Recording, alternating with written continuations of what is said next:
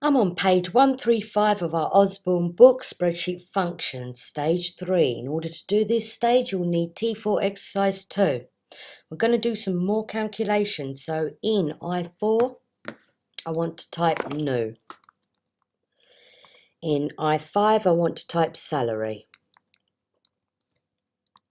In I6, I want to enter a formula to basically identify all those people in the sales department. If they work in the sales department, they'll get a pay rise of £200. But if they work in another department, then they'll only get a pay rise of £100.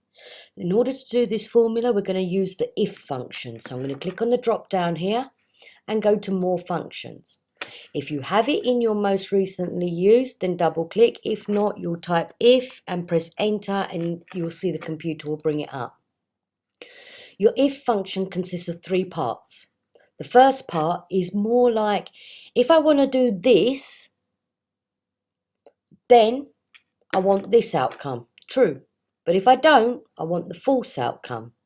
So in our scenario here, we're saying if D6 equals, now if we're writing the word in, we need to put speech marks, sales, close the speech marks.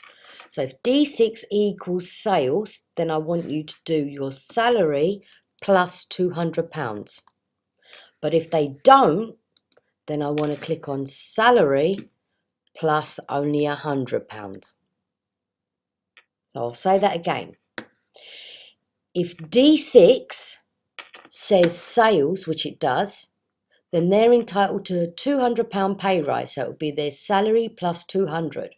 But if that didn't say sales, it would be salary plus 100. So the answer I'm looking for here is 20,200. If that's the answer you get, then you know you've got your formula 100% correct. But if you ever get confused, what do I put here and here and here? Have a look at your explanation in the ribbon. If you don't have it like mine, just click on or put your mouse to the writing and it will also bring it up. That's just to help you become more familiar. But the formula builder makes formula writing much easier. And if you don't become familiar with the formula builder, then you've got to learn to write it manually. When we're happy with our answer, we can then replicate down. We want to format the new salary in column I so that they have 1,000 separator with no decimal places. So I'm going to right click, format cells. I'm going to go to number and I'm going to click on 1,000 separator and OK. Oh, I forgot to take off the decimal places. So I'm just going to go back and take off the decimal places.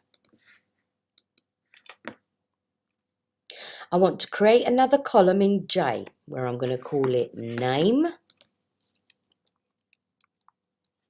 In J4, and I want award in J5. I want to make sure they're both bold and underlined.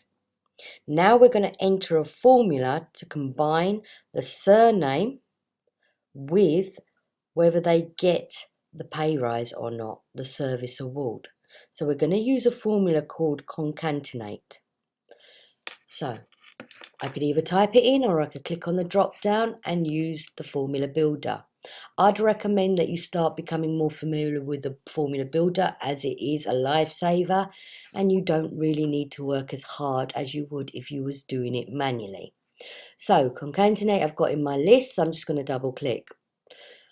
All that's saying is, well, what do you want to merge? So at the moment you'll see that the surname is in A6 and the services award is in H6. I want to basically put them so that they're in one cell. So I'm going to click on Johal. I want a comma, so I'm going to put a comma in the next text. I also want a space, so I'm going to add a text 3 and put a space. Now, can you see where I put the comma? It's put 2 speech marks. When I press a new one here for the space, you'll see that a speech mark has taken form. And I want the service award, so I'll click on that. And when I click done, you'll see that it's amalgamated the surname and the service award into one cell. And that is all that concatenate does. When you're happy, replicate down. We want to save our workbook, keeping the same name. So File, Save As.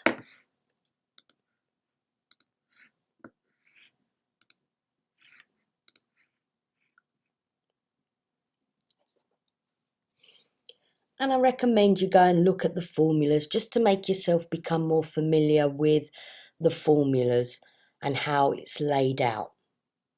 If you need to adjust the columns of the cells, then click on the triangle and double click, because as you can see, this doesn't fit nice. So I'm just going to double click and make it fit nice. Once I'm happy with the layout, I can save my work, and this stage is now done.